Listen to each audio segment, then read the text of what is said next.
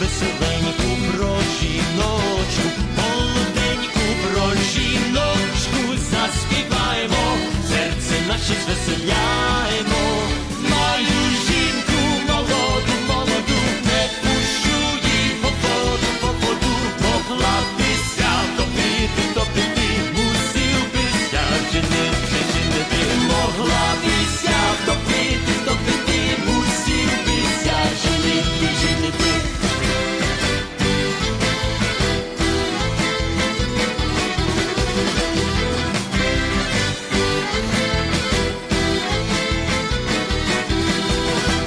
Заспіваємо пісню веселеньку про мандрівця, молодого романдрівця, заспіваємо, серце наше звеселяємо.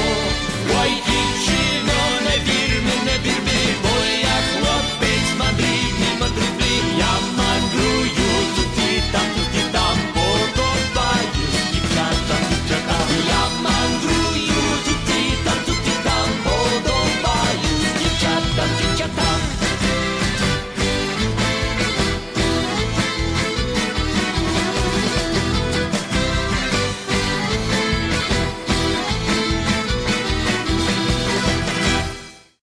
And Dunai from Toronto, Ontario, and a traditional Ukrainian folk song about a neighbor girl, Susidka. Добрий вечір, дорогі радіослухачі, та вітаю вас всіх на радіопередачу «Наш Холос» радіо українського коріння, котра подається вам на багатомовній радіостанції AM1320 CHMB у місті Ванкувері і по мережі PCJ Радіо Міжнародному. При мікрофоні Павліна Макворі. Дякую, що рішили перебути зі мною наступну годину. Ми маємо дуже цікаві новини на сьогоднішній програмі.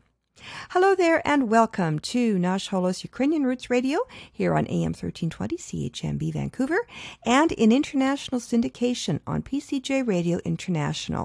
I'm your host, Paula Demchik-Makori, Pokrinske Pavlina, and in this hour we have Victor's vignettes, and this is an encore presentation, but it is about growing up in the former Soviet Union, and it is a timeless tale and one that probably can't be heard often enough. As well, we've got something brand new, an interview with Danny Sture. And Danny is the composer of a hit musical called Strike, based on the 1919 Winnipeg General Strike.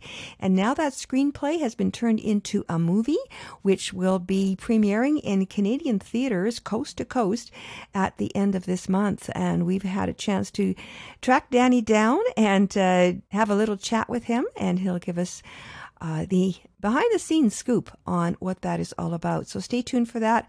We've also got our usual proverb of the week, other items of interest, and great Ukrainian music.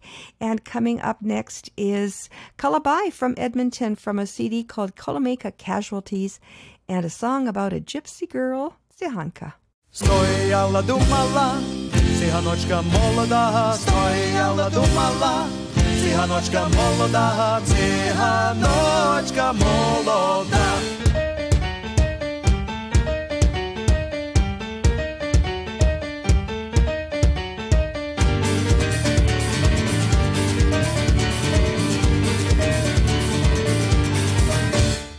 Ой, на горі цигани стояли, ой, на горі цигани стояли, стояла, думала, циганочка молода, стояла, думала, циганочка молода, циганочка молода.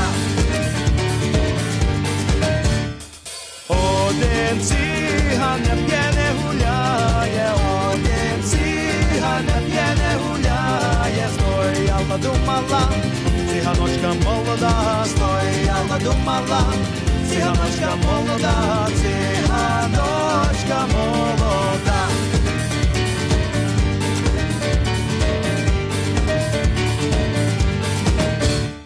На циганку свою поглядає, на циганку свою поглядає, стояла, думала, циганочка молода, стояла, думала, циганочка молода, циганочка молода.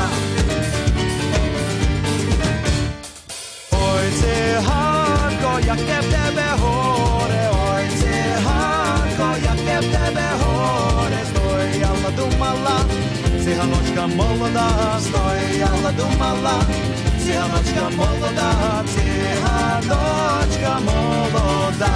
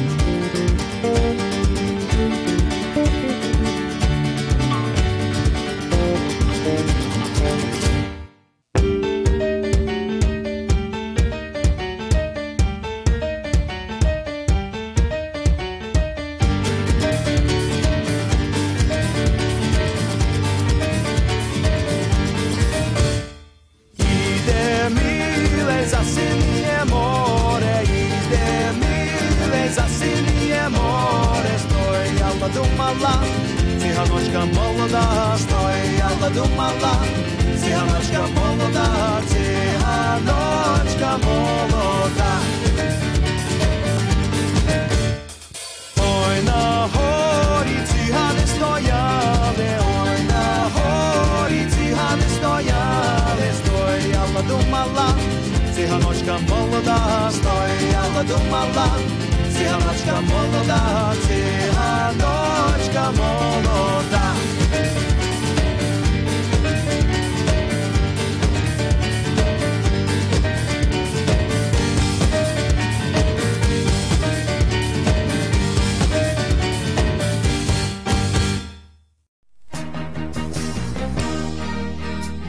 Thanks to the foresight and generosity of its donors, the Shevchenko Foundation has been investing in the future of the Ukrainian-Canadian community for over 50 years. Since 1963, the Shevchenko Foundation has been funding initiatives that strengthen our Ukrainian-Canadian identity and enhance our Ukrainian-Canadian cultural heritage. These include fine and performing arts and arts groups, museums, cultural centers, education, as well as authors, journalists, and the Ukrainian-Canadian media, including this program. The Foundation strives to become the premier not-for-profit foundation in Canada which acknowledges the Ukrainian-Canadian community as a fundamental component of Canadian society.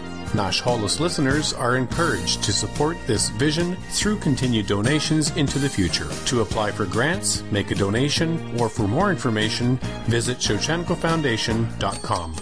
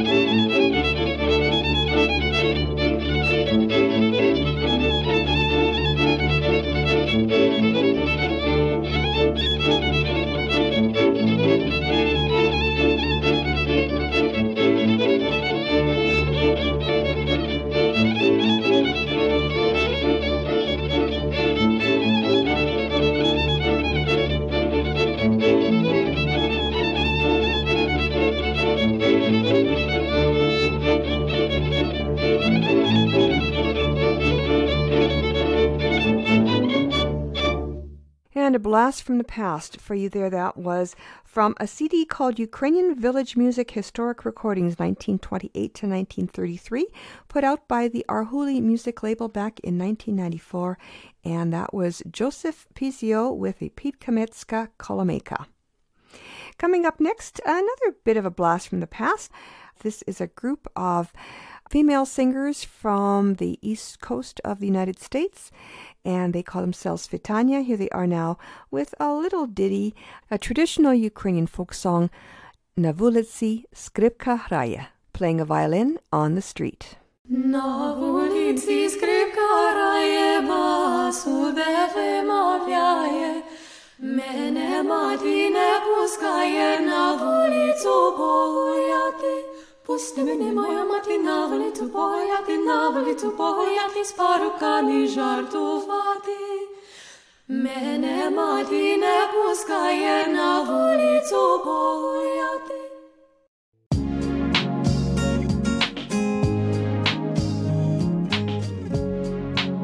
Hello, добрый день.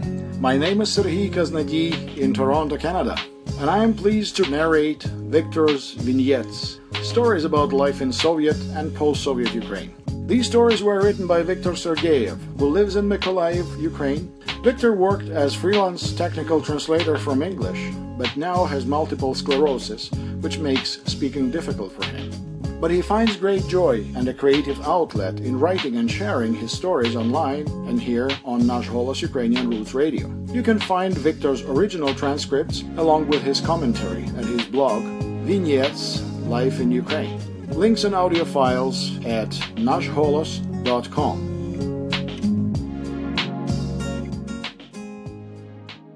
Compulsory Steps Growing Up Soviet.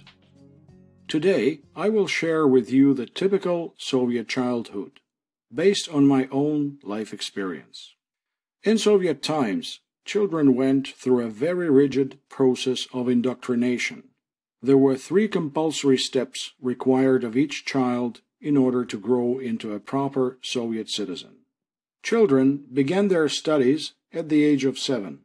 The first step was to be admitted to a program called Oktyabriata and become known as one of the so-called October children. The name comes from October, the month in which the Bolshevik Revolution took place. The Ukrainian name for October is Zhovteny. It is derived from the word for gold, the color that leaves begin to turn in this month. To my mind, Zhovteny is a much prettier and more descriptive name. However, Russian was the lingua franca of the Soviet Union, and speaking other ethnic languages, especially Ukrainian, was frowned upon. In some cases, it was actually dangerous. At the beginning of Oktyabriata, we were all presented with a little badge, a red star with a picture of a blond little boy in the center of it. None other than Vladimir Lenin, founder of the Soviet Union. Even then, at such a young age, the program struck me as odd, surreal, like some kind of silly childish game. But it was a game the authorities took very seriously. And it was only the beginning of a lifetime of such surreal games. I will never forget this propaganda nursery rhyme from my kindergarten days. «Я маленькая девочка, играю и пою, я Ленина не видела, но я его люблю». That was, of course, in Russian. There was no Ukrainian version. Russification was in full force. The English translation goes like this. I am a little girl, playing and singing. I haven't seen Lenin, but I love him. Our teachers at school constantly drilled into us, you must always write the word communist with a capital letter, and the word God with a small letter. What an ironic ideological paradox. Did they see it too? By the age of 10, and provided we studied well, we were admitted to the Young Pioneers. In the early 1920s, the Soviet regime created a pioneer organization modeled on the Western Boy Scouts organization, with the addition, of course, of stringent communist ideology. At this step, we were presented with a red necktie, called a Pionierski Galstuk and another badge called Pionierski Znaczok. On my blog, you can see a picture with all the 3 badges along with my original transcript. For the next 4 years, we were happy and proud to be part of the Young Pioneers. Apart from the communist indoctrination, it was a fun time, just as I imagine it was for Boy and Girl Scouts in the West. However, our necktie gave away our age. At the age of 14, every teenager wants to look older.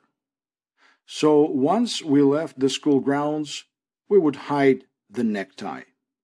At 16, we were admitted to Komsomol, the youth division of the Communist Party. In actual fact, every teenager in the USSR from the age of 14 automatically became a Komsomol member. Only those who studied poorly or were sent to juvenile prisons did not. Children of very religious parents were also excluded. But we had to pretend we were making a conscious and enthusiastic decision to join Komsomol or not. What a decision it was. Did we want access to officially sponsored holidays? Did we want to pursue higher education? Did we want to get a good job, perhaps one with the privilege of going on business trips? As children, we were well aware that there were no tourist trips at all, even to socialist countries, for any child whose parents were not high-ranking Communist Party officials. So, did we want to live without even the small pleasures, as few and far between as they were, that came with the Communist Party membership? Well, of course, I joined Komsomol. I wanted the best life possible in that wretched system. Now I pray those days never return, and my daughter and her contemporaries will never have to endure the lunacy and absurdity the previous generation did. I hope you enjoyed this edition of Victor's Vignettes, stories from the life of Viktor Sergeyev in Mykolaiv, Ukraine. You can find Victor's original transcripts and commentary at his blog, Vignettes, Life in Ukraine. For audio archives and links, visit www.nashholos.com. So until next time, do побачення!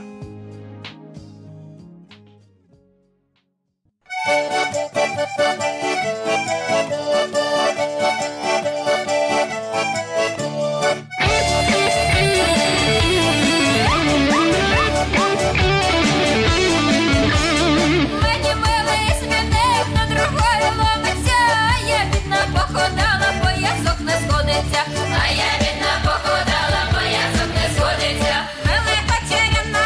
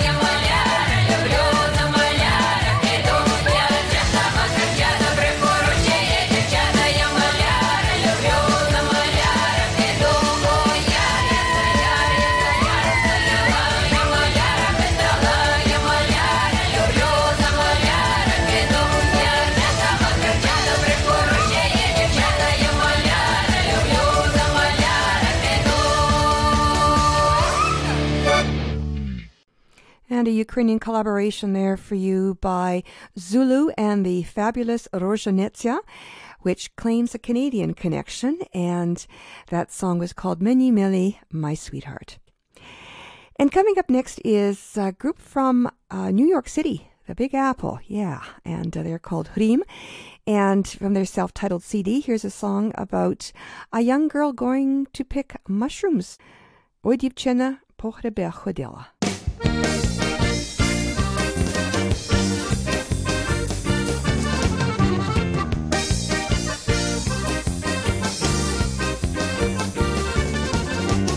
Ой, дівчина по гриби ходила, зеленому гаю заблудила. А я чорнява нічки, не спала нічки, не спала, з тобою гуляла. А я чорнява нічки, не спала нічки, не спала, з тобою гуляла. Ой, козаче молодий гультяю, вивідь мене зеленого гаю. А я чорнява нічки, не спала нічки, не спала, з тобою гуляла. А я чорнява нічки, не спала нічки, не спала, з тобою гуляла.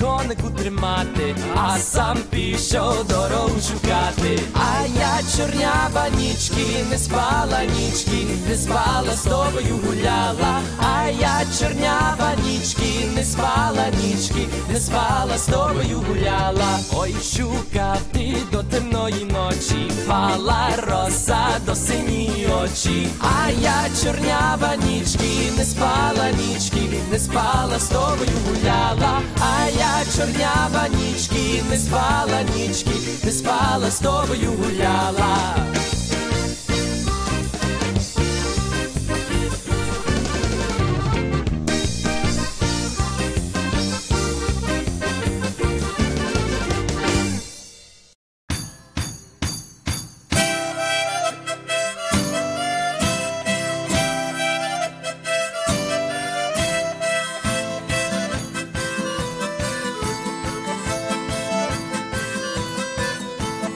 Ой, лопнула бруч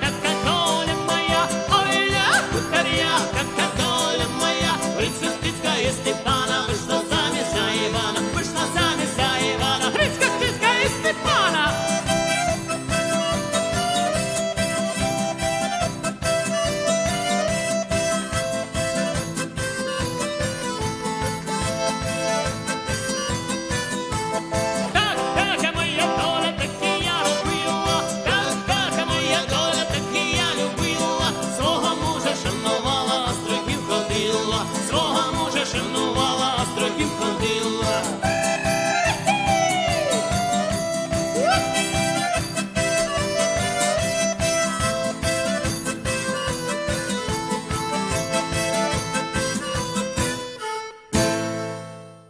And an amazing Ukrainian duet called Dva Yurka, which translates as Two Georges, and that song was Oi Lupneo Obruch, a burst hoop. This is CHMB, AM 1320, Vancouver. Every day, more Ukrainian soldiers are killed or wounded by Russian invaders. You can help wounded heroes by joining the Adopt a Soldier program of registered charity Ukraine War Amps. A small monthly donation goes very far for medical services and living expenses and creates a special bond between you and a wounded hero. 100% of your contribution goes to the soldier. Please, adopt a soldier today. Visit ukrainewaramps.ca or find us on Facebook.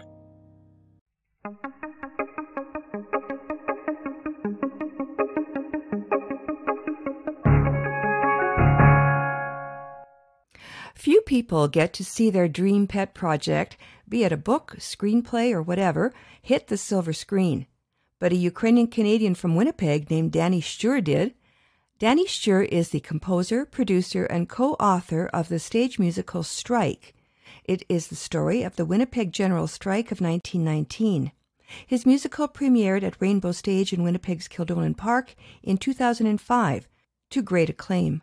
It received the Kobzar Literary Award in 2006, the Grant MacEwan College Kostash Award in 2007, and was adapted into a CBC radio production. Now his musical has been adapted into a movie called Stand. It comes out in theaters coast to coast across Canada on November 29th. With me now to tell us a bit more about it is none other than Danny Sture himself. He joins us now by phone from Winnipeg. Well, congratulations, Danny, on this incredible achievement. First of all, you had the stage play Strike, and now the movie. Yes, and the movie is called Stand, which has caused for some confusion for people. They always say, why isn't the movie called Strike? And the truth is because I wrote a new song called Stand, and the director from that point on said, that's it, we're calling the movie Stand. Okay, so it's called Stand. It's based on your stage play Strike, and you've been working on this for a long time. I mean, I remember when the stage play came out, you'd been working on that for a long time. So give us, first of all, for listeners that aren't familiar with the General Strike of 1919, I'd like to, if you wouldn't mind sharing the story, in a nutshell about that. But first of all, tell us the story of your journey in telling this story first from day one. Well, first and foremost, I'm a Ukrainian Canadian. Just about every piece of art that I've ever created had a wellspring of my Ukrainian Canadianness. Mm-hmm. And, one of my first larger works was the anniversary of the advent of Christianity in Ukraine, for which I wrote a oratorio about Volodymyr and how Christianity came to Ukraine. And it seems that everything I've ever done involved my Ukrainianness. So I was into musicals as a kid, and by about 2000, I left the pop industry. And there again, there's a Ukrainian connection. I had worked with Chantal Kreviazuk from Winnipeg, and I was continuing with my career in musicals. In my third musical, I was looking around for the subject and had known peripherally, I think like most people, peripheral knowledge about the 1919 Winnipeg General Strike. There's the famous picture of the overturned streetcar, a very iconic picture from Winnipeg. And I wasn't even contemplating doing something, but I had occasion to speak to the then editor of the Winnipeg Free Press, who might be the most opinionated British newspaper editor on the continent, Nicholas First. And he quickly said, when I said, what should I do? He said, absolutely, Winnipeg General Strike, international repercussions, and contemporary relevance. And I was like, if a Brit thought that, I clearly have missed something. So I went home, picked up the Illustrated History of Winnipeg, opened right onto the page of the pictures of the fateful culmination of the strike, which was called Bloody Saturday. And there it was in one of the captions, the person killed Mike Sokolowski. And a light went on. Wait a minute. That's a Slavic name. It could be Polish or Ukrainian. And there is a story here that's greater than just the traditionally written about stuff about the Winnipeg General Strike, which was as a labor story. Knowing what I knew of the First World War internment, all I could think of was what was the Ukrainian guy doing getting himself killed virtually on the steps of City Hall in Winnipeg on June 21st, 1919. When I started to research Mike's history, it was exactly what I suspected. This would have been someone who would have not been in favor of the strike. He might have sympathized with its undercurrents of, discrimination and the whole economic unfairness of thing at that time. But he wouldn't have been front and center as an organizer. No. So that dichotomy of someone that you'd think would not have been involved being very involved led to this research, and then it became the story not just of the Winnipeg General Strike, but all of society at the time. And what Nicholas was referring to when he said contemporary relevance is just becoming more and more relevant. The story is really not just about the labor issues, but about the discrimination of minorities and specifically the demonization of immigrants. Wow. So my journey is a long one. At the very first run of the musical Winnipeg's Rainbow Stage, Jeff Goldblum, the American actor, was sitting beside me. And after the stage play was done, he turned to me and said, "Big story, big ideas. This would make a fantastic movie." And naively, I thought, well, that'll take 2 years. And it took the better part of 15 years. My kids have gotten old and left the house in the time it's taken to make this movie. Wow. So how did you end up to be sitting next to an American movie actor? As it happened, he was in a relationship with our Canadian Winnipeg female lead, Catherine Reeford. So Jeff came to support her, and I happened to be sitting beside him, and that's how it came to pass. Wow. And yeah, had I known that it would have been a 15-year process, I don't know that I would have done it, but, better that I didn't know.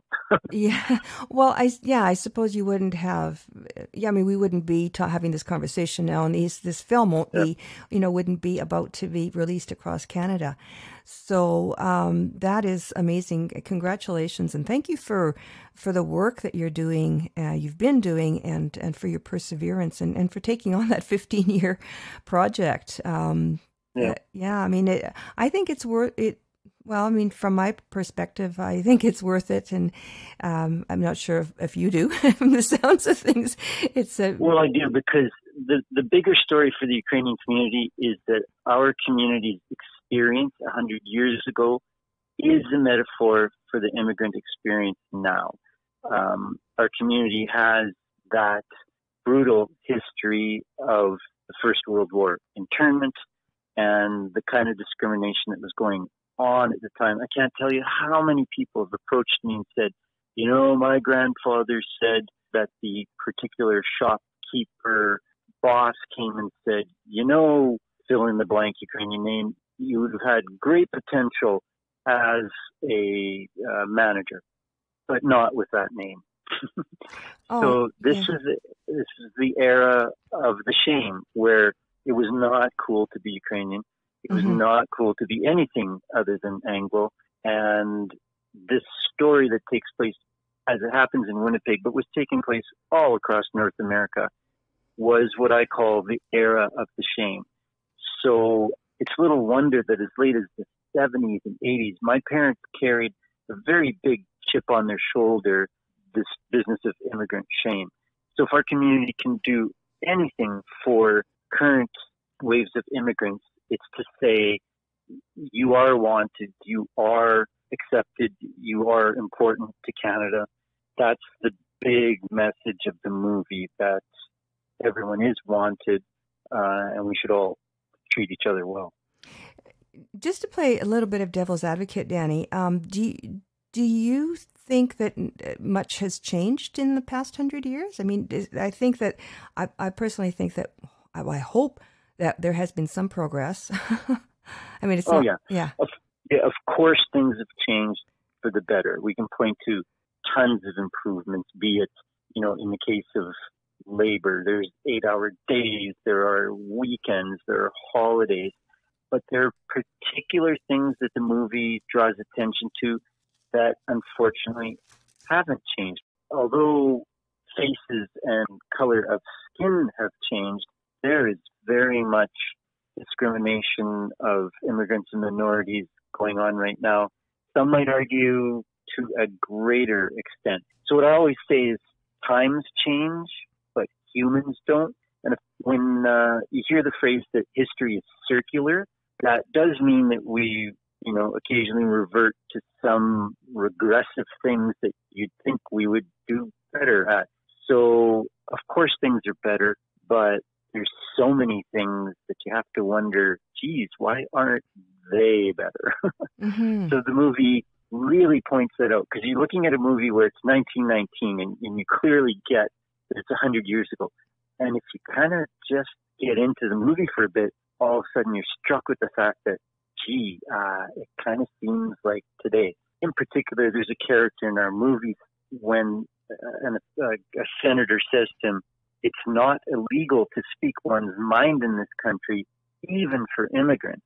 To which the reply is, well, then make it illegal.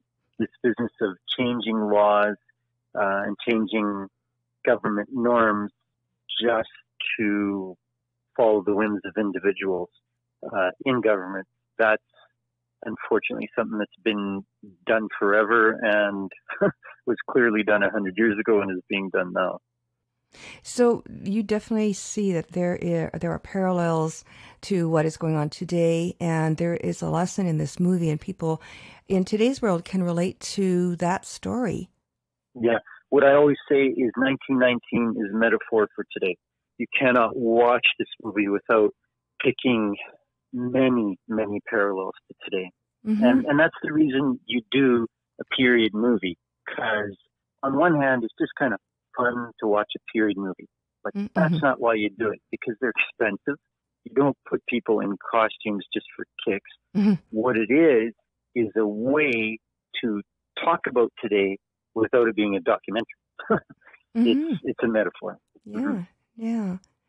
And so tell us about the, it became a movie, took you 15 years to get to this point, and what point are we at now? Well, the reason it took 15 years is because period movies are expensive. We had budgets ranging between 7 and 12 million. In the end, it cost 7. Now, that sounds like a ton of money, but it's also less than one Game of Thrones episode. But for a Canadian movie, that's an awful, awful lot. Mm-hmm. So fully 4 years of my life was devoted to raising the money. My partner, Cal Harrison, and I traveled the world, literally from Geneva to Washington, all across the United States, raising money from union partners who saw in this movie a positive union story, not unlike Norma Ray. So about a third of the money came there. A third of the money came from just private investors, largely Manitoban, but also all across the world. And then a third of the money comes, as with all movies, from the film tax credits, where the government pays you back money having employed real humans.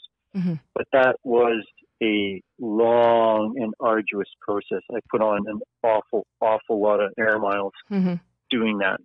So just that part of making a movie is an extremely hard slog. Yeah. But we knew we had a good movie, and in the end, that was what was recognized. During the Toronto Film Festival, we had 3 shows that were sold out, and Cineplex recognized that the movie was not only good, but had an audience in all of it's called affinity audience, all the people that would be interested, and rewarded us with a cross Canada opening on November 29th, including out your way, Victoria, Nanaimo, Vancouver, and all across the country. Wow, amazing. So, Danny, for those who may not, for whatever reason, be able to take in the movie this round, will there be opportunities in the future to see it? Well, the way it works is the following. You're given 1 week guaranteed. If it does well enough, you get another week. If it does well enough, you get another week. So our whole goal is that on November 29th, when it opens, and the 30th and the 1st, that opening weekend is the critical thing. And if enough people go, on the Monday, a decision is made to renew it for another week. And we're quietly confident that because there's so many ways in for the movie, there's history, there's musical. It is, after all, a very entertaining musical. A non-traditional musical. It's not a singing and dancing thing. It's sort of like Les Mis in that it's serious, but with really singable music.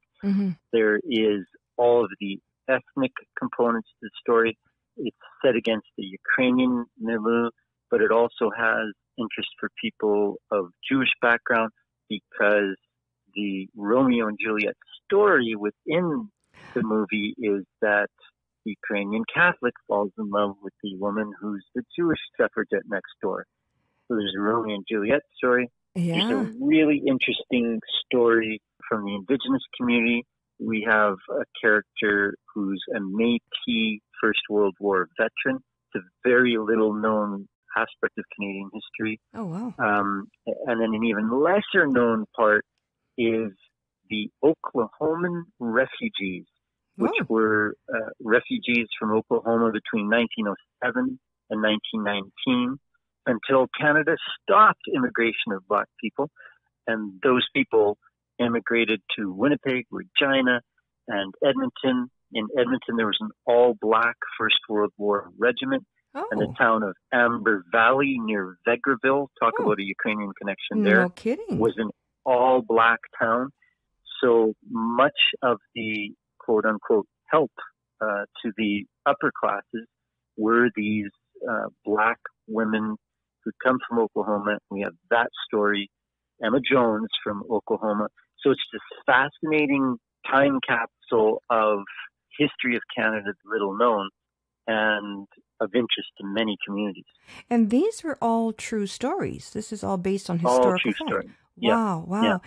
Wow. And that American connection, do you think that will maybe result in the movie being shown in the States, in theaters? Absolutely. Just this past weekend, the movie premiered at Santa Monica at the American Film Market. And just minutes ago, I sent the online screener to a large company in the United States. Many distributors are interested in the United States because it's a universal story. I'm telling you, when you see Americans watch it, you would think that it was an American movie. All this stuff is so clearly Canadian, references to Canada and Canadian Pacific Railway and singing God Save the King. I've asked Americans, don't you notice that stuff? And they're like, nope, because they just see the story, the power of the story and the power of song. It is a very international movie, although clearly ours in the wellspring. So to answer your question, absolutely, it will get released in the United States. We're hoping in a bigger way, but even a smaller way is fantastic, so. Yeah, wow. All hopefully in the cards. Amazing. I can tell you that it will be released, we know, in Japan. This past weekend, we did a deal for Japan. So, yeah. So when would it be airing in theaters in Japan and in the States? Probably about February at the soonest, but I don't know for sure. It could even come out before the end of the year in the United States. Wow. Fantastic. This is just an amazing story. Absolutely amazing. Your story is amazing. It has been a life's work, and people ask me, so what's the next thing you're going to work on? And the truth is, this is such a big project, it's probably 2 years before I could even consider doing anything else. Yeah. One day at a time. Yeah. Wow. Well, congratulations once again on this long, hard-won success and in your career and in telling this great story that I think probably many people have wished over the years it could get told, but had no inkling how to do it, and you just dug in and figured out how to do it. Winnipeg boy made good. So your film called Stand, based on the 1919 Winnipeg General Strike, and tell us again where and when it'll be airing. It premieres on November 29th all across the country in Cineplex theaters, cineplex.com. Okay, easy enough to find, and there's a Cineplex theater in pretty much every town, sizable town anyways, it has theaters. So that's great. And of course, there's information if anybody wants to find out more about the history, they can find you online. Yes, the best place to learn everything about the movie and to watch the trailer is stand-movie.com. Stand-movie.com. Okay. And to find out about you and your work? There is a biography of myself on the website for the stage musical on which the movie is based, which is strikemusical.com. Okay. And of course, I'm sure you can get down a rabbit hole and find lots of other references for anybody that really wants to dig into the history. Yeah. Super. Well, thank you. Thank you again, Danny, for taking the time to talk to us and share your story. And congratulations once again, and good luck in the next phase of this project, whatever it may be. Thank you. What a pleasure to speak to you. Thanks very much. I was speaking with Danny Sture, composer, producer, and co-author of the stage musical Strike, which is now a movie called Stand, coming to a theater near you, coast to coast across Canada, on November 29th. Don't miss it.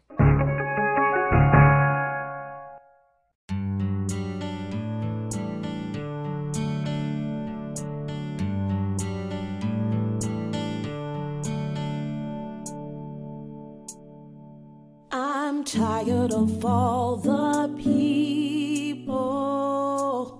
who tell me I should just go sit down.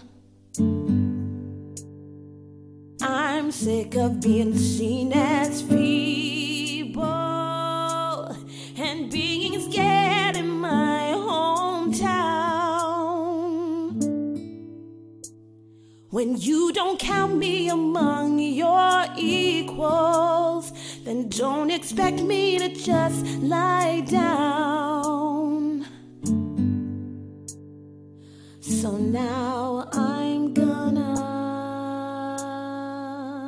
stand on the strength of those shoulders, of those who stand up and never back down. These hands have the strength to move boulders. I've drawn my line in the sand, and this is where I stand.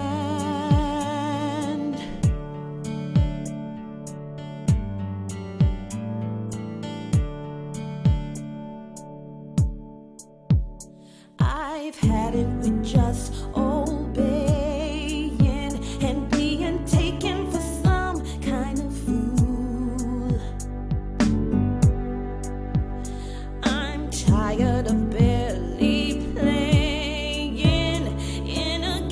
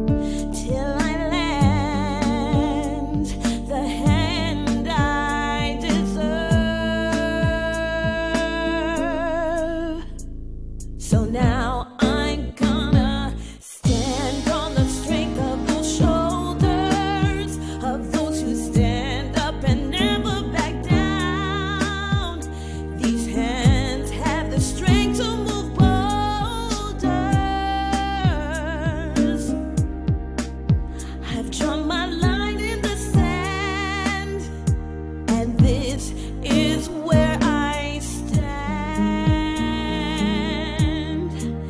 Have drawn my line in the sand, and this is where I stand.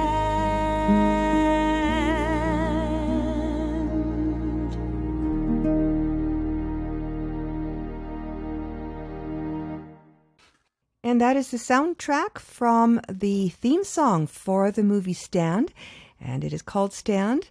It was written and composed by Danny Sture and performed by Lisa Bell. And make sure to take in the movie, which will be showing in Cineplex theaters across Canada starting November 29th. You've been listening to Nash Holos Ukrainian Roots Radio, our flagship show in Vancouver here on AM 1320 CHMB and in international syndication on PCJ Radio International.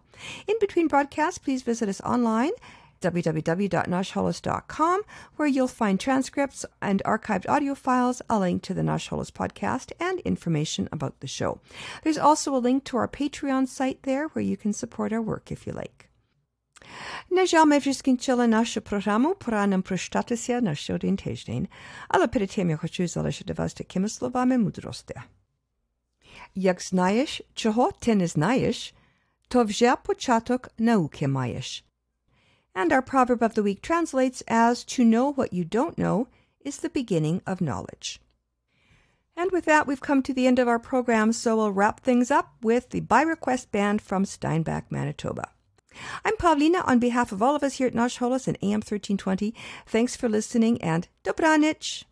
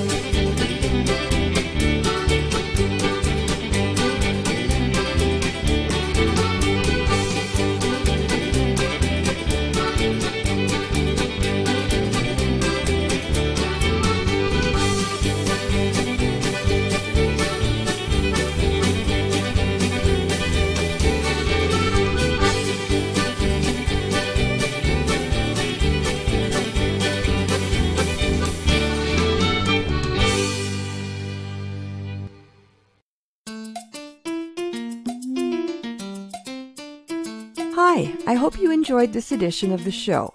If you're not yet a Patreon supporter of Nash Holos, I hope you'll consider becoming one today, with the digital equivalent of a cup of coffee once or twice a month, or maybe even a snack or a meal. There's an option for every budget, and even $1 a month tells me you value the show and my efforts to produce and bring it to you. Becoming a Patreon supporter will give you the opportunity to provide feedback to help me improve the show, create cool swag to promote it, and swap ideas on how to promote Ukrainian culture in between broadcasts and podcasts. Your contribution will also help to preserve a well-established on-air and online venue of almost 30 years running to continue promoting Ukrainian culture and heritage long after I've retired, which will happen sooner rather than later. Your contribution will help that transition happen, and future generations will be able to enjoy the music and other Nash Holos programming that you currently do. To become a Patreon supporter, just go to www.patreon.com and search for Nash Holos. That's patron with an E, spelled Patreon. Or go to www.nashholos.com and click on the orange Patreon button on any page there. Thank you for listening and for your support. Щиро дякую.